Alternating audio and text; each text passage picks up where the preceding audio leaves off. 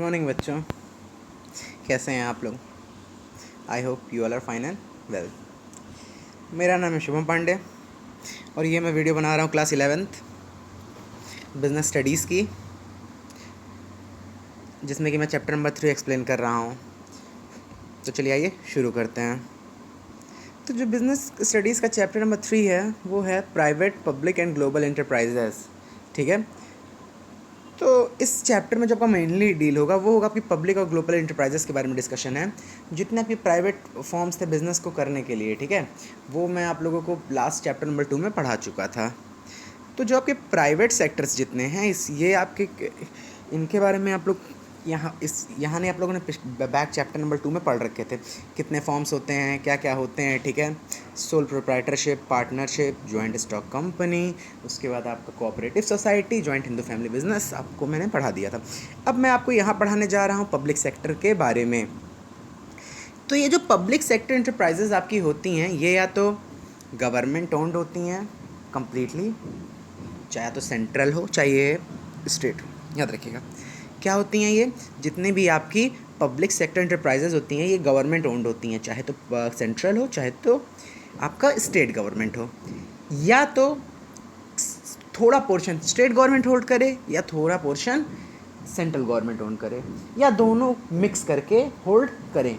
लेकिन ये जो आपकी होती हैं ये आपकी गवर्नमेंट ओन्ड होती हैं। अब इसको मैं डिफाइन करता हूँ। The public sector consist of various organisations owned and managed by central और स्टेट गवर्नमेंट और by both the government. The government participate in economic activity of the country through these enterprises. ठीक है, यानी government business में participate करती है in business के through. अब इनका फीचर्स क्या क्या होता है। सबसे पहला जो फीचर्स होता है वो होता है capital is contributed by central और स्टेट गवर्नमेंट बोथ। जो पैसा लगाता है इसको स्टार्ट करने के लिए कौन करता है, सेंट्रल गवर्नमेंट लगाती है, स्टेट गवर्नमेंट, या दोनों मिलकर इसमें पैसा लगाते हैं। इनका जो मेन मोटिव होता है वो होता है सर्विस वेलफेयर, यानी लोगों की मदद करना।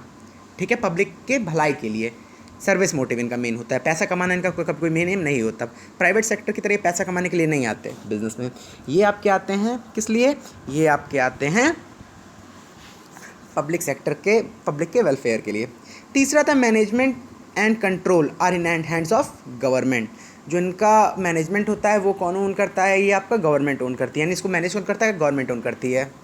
और तीसरा अकाउंटेबल टू द पब्लिक को इनको जवाब देना होता है।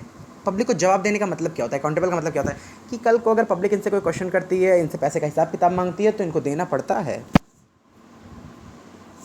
अब आता है आपका नेक्स्ट, इनके फॉर्म्स क्या होते हैं। 3 फॉर्म्स होते हैं और 3 फॉर्म्स को मैं 3 अलग अलग वीडियोज़ में डिस्कस करूँगा।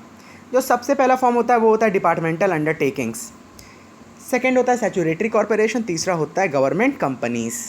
ठीक है, ये आपका इंट्रोडक्शन है इस चैप्टर का। अब जो नेक्स्ट वीडियोस बनेगी उसमें मैं आप लोगों को बताऊंगा डिपार्टमेंटल अंडरटेकिंग क्या होती है, ठीक है, आपके सैचुरेटरी कॉर्पोरेशंस क्या होते हैं और गवर्नमेंट कंपनीज आपकी क्या होती हैं। तो आप इसके थ्रू किसका नोट्स बना सकते हैं, पब्लिक सेक्टर क्या होता है, उसके फीचर्स क्या होते हैं, कितने टाइप के पब्लिक सेक्टर होते हैं। ये 3 टॉपिक इसमें मेरा कवर्ड है। Thank you.